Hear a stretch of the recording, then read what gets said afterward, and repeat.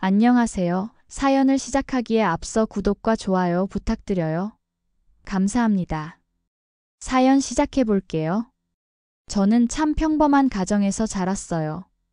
부모님은 평범한 회사원이셨고, 저 역시 평범한 대학을 졸업하고 평범한 직장에서 일했죠. 그런 제 인생의 변화가 찾아온 건 민준 씨를 만나면서부터였어요. 민준 씨는 제가 다니던 회사의 거래처 담당자였어요. 업무상 만남이 잦다 보니 자연스럽게 친해졌고 어느새 저희는 연인 사이가 되었죠. 1년간의 연애 끝에 결혼을 결심했어요. 결혼 준비를 하면서 민준 씨의 집안이 생각보다 부유하다는 걸 알게 되었어요. 시아버지께서는 중견기업의 임원이셨고 시어머니는 전업주부셨죠. 아담한 단독주택에 살고 계셨고 민준 씨도 서울의 아파트를 소유하고 있었어요. 여보, 우리 집안이 뭐 특별한 건 아니야. 아버지가 열심히 일하신 덕분에 편하게 살고 있을 뿐이야. 민준 씨는 늘 겸손했어요. 자신의 집안 형편을 과시하지 않았고 제가 부담스러워하지 않게 배려해 주었죠.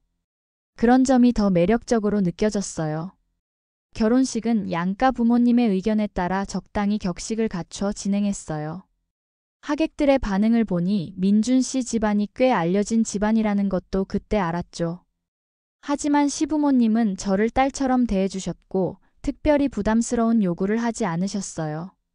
결혼 후 저희는 민준 씨가 가지고 있던 아파트에서 신혼살림을 차렸어요. 30평대 아파트였는데 인테리어도 깔끔하게 되어 있어 새롭게 꾸밀 필요가 없었죠. 그렇게 평화로운 신혼생활이 시작되었어요. 그런데 결혼 생활에 작은 불편함을 가져온 건 민준 씨의 누나, 제게는 시누이였던 현주 씨였어요. 현주 씨는 저보다 4살 많았고 결혼한 지 5년 정도 된 상태였죠. 남편은 대학 교수였고 4살 된 딸아이가 있었어요. 처음에는 시누이와도 잘 지냈어요. 주말에 가끔 시댁에 모여 식사를 하면서 서로의 안부를 물었죠. 하지만 점차 이상한 일이 벌어지기 시작했어요. 은지야, 우리 집에 좀 와줄래? 내가 급한 일이 생겨서 좀 도와줬으면 하는데. 어느 날 시누이가 전화로 이렇게 부탁했어요. 당시 저는 휴가 중이었고 딱히 약속도 없었기에 선뜻 도와주겠다고 했죠. 시누이 집에 가보니 설거지가 산더미처럼 쌓여 있었고 집안은 온통 어질러져 있었어요. 미안해, 은지야. 내가 요즘 일이 너무 많아서. 설거지 좀 해줄래?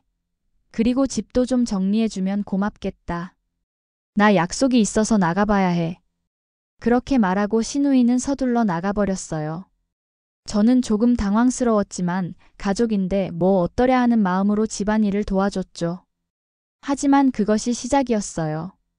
그 후로 시누이는 자주 저를 불러 집안일을 시켰어요. 설거지, 청소, 빨래. 심지어 아이 돌봐달라는 부탁까지 하더라고요.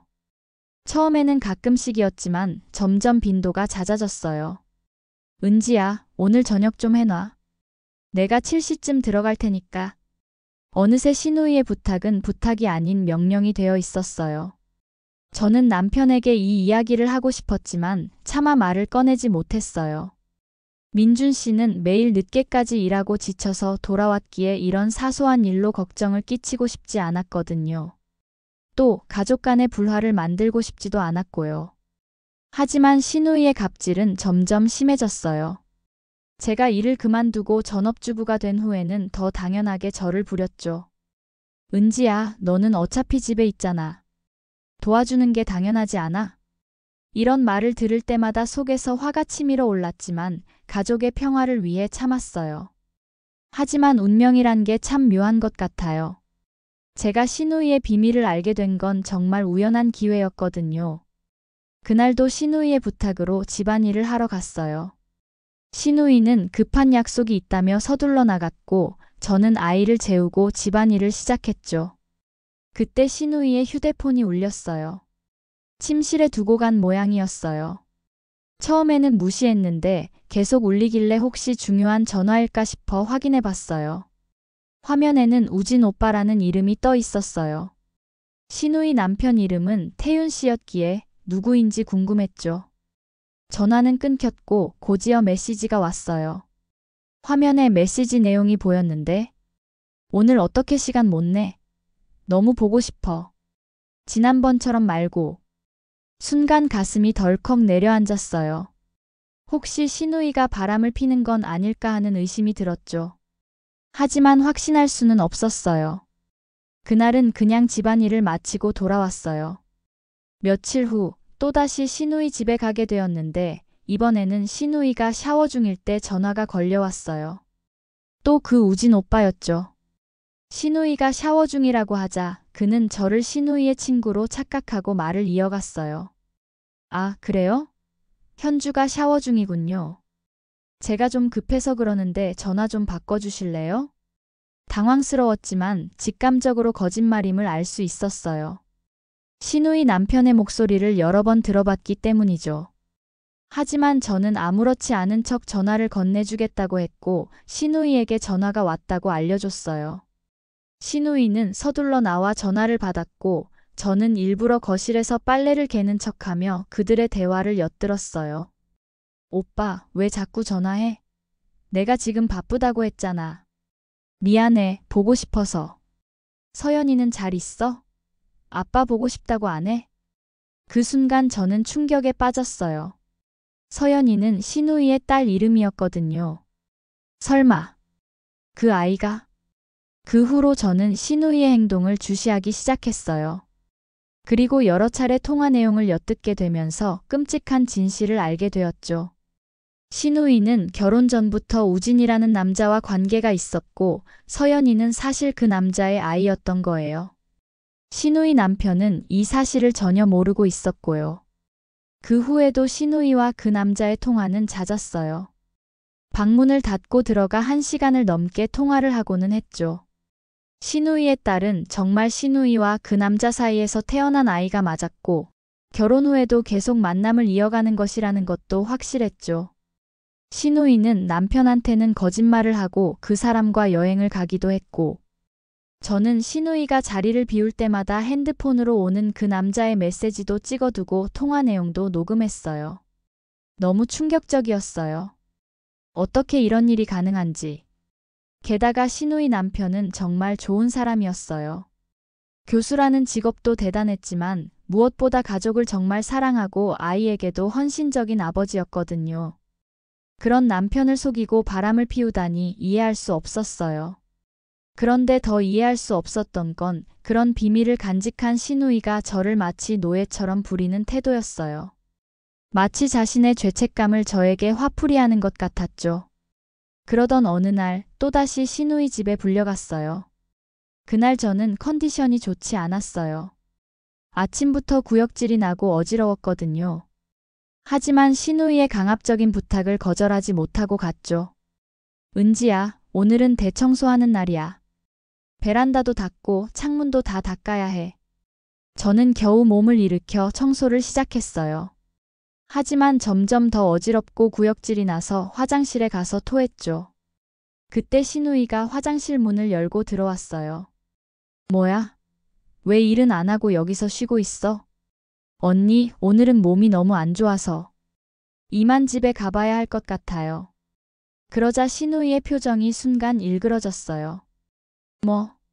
일도 안 마치고 가겠다고? 너 미쳤어? 내가 오늘 중요한 약속이 있어서 집이 깨끗해야 한다고 했잖아. 저는 정말 힘들게 일어나려고 했지만 다시 어지러움이 밀려왔어요. 그때 신우이가 제 머리채를 잡았어요. 당장 일어나. 일 마치고 가. 너무 놀라서 소리를 질렀고 겨우 그녀의 손아귀에서 빠져나왔어요. 머리가 아팠지만 더 이상 참을 수 없었죠. 서둘러 짐을 챙겨 집을 나왔어요. 집으로 돌아오는 내내 눈물이 멈추지 않았어요. 그동안 왜 참아왔는지, 왜 이런 대우를 받아야 하는지. 모든 생각이 뒤엉켰죠. 집에 도착하자마자 병원에 갔고 그곳에서 임신 사실을 알게 되었어요. 5주 차였죠. 그날 밤 민준 씨가 퇴근하고 돌아왔을 때 저는 모든 것을 털어놓았어요. 신우이가 저를 어떻게 대했는지, 그리고 더 충격적인 사실로 신우이의 불륜과 아이의 친부에 관한 이야기까지요. 민준 씨는 처음에는 믿지 못했어요.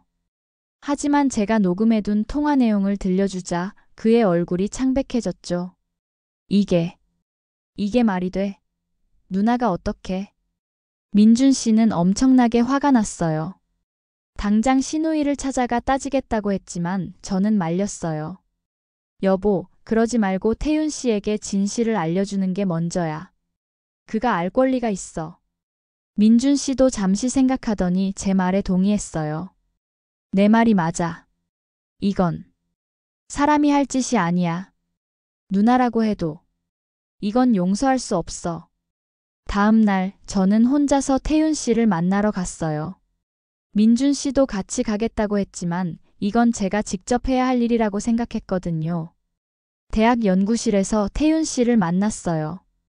태윤 씨, 제가 오늘 중요한 이야기가 있어서 왔어요. 처음에는 어리둥절한 표정이었지만 차분히 제 이야기를 들었어요. 신우이의 불륜 사실, 그리고 서연이가 그의 친딸이 아니라는 충격적인 사실까지요. 무슨 말도 안 되는 소리를. 현주가 그럴 리가 없어요. 태윤 씨의 눈에 눈물이 고였어요. 하지만 저는 증거를 보여줘야 했죠. 녹음한 통화 내용을 들려주자 그는 의자에 털썩 주저앉았어요. 어떻게? 5년 동안 내가 아무것도 몰랐지. 그의 모습이 너무 안쓰러웠어요. 하지만 진실은 알려져야 했고 이제 그가 선택할 차례였죠. 태윤 씨는 바로 DNA 검사를 진행했고 결과는 명백했어요. 서연이는 그의 친딸이 아니었죠. 그 후 태윤 씨는 즉시 이혼 소송을 제기했어요. 신우이는 처음에는 모든 것을 부인했지만 증거 앞에서 더 이상 거짓말을 할 수 없었죠. 재판 과정에서 신우이의 부정행위가 모두 밝혀졌고 결국 엄청난 위자료를 물게 되었어요. 더 놀라운 건 시부모님의 반응이었어요. 시어머니와 시아버지는 딸의 행동에 크게 실망하셨고 그녀를 돕지 않으셨어요. 어떻게 우리 딸이 그런 짓을.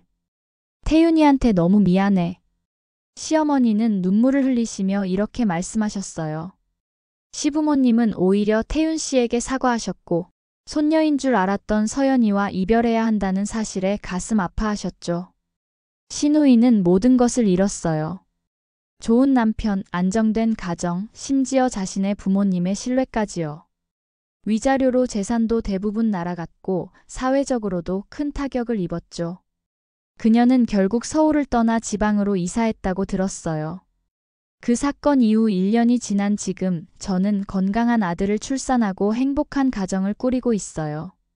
민준 씨는 더 좋은 남편이 되었고 시부모님도 저를 더 아끼고 사랑해주세요. 태윤 씨는 상처를 극복하고 새로운 시작을 준비하고 있다고 해요. 가끔 신우이 생각이 날 때면 그녀가 왜 그런 선택을 했는지 여전히 이해하기 어려워요. 하지만 한 가지 분명한 것은 우리의 선택에는 반드시 책임이 따른다는 거예요. 그리고 그 책임에서 도망칠 수는 없다는 것도요. 어쩌면 이 모든 일이 제 인생에 필요한 시험이었는지도 모르겠어요. 부당한 대우를 받으면서도 참기만 했던 너무 소극적이었던 제 모습을 돌아보게 된 계기가 되었으니까요. 이제 저는 제 목소리를 낼 줄 알게 되었고 스스로를 더 소중히 여기게 되었어요. 그리고 무엇보다 진실은 언젠가는 밝혀진다는 것도 배웠죠. 아무리 깊이 숨겨도 거짓은 결국 빛 앞에 모습을 드러내게 되니까요. 저는 이제 제 아이를 바라보며 약속합니다. 정직하게 살겠다고, 그리고 다른 사람의 인생을 함부로 대하지 않겠다고요. 그것이 제가 이 모든 일을 겪으며 배운 가장 소중한 교훈이니까요. 제 긴 이야기를 끝까지 들어주셔서 감사합니다. 구독과 좋아요, 알림 설정까지 잊지 마세요.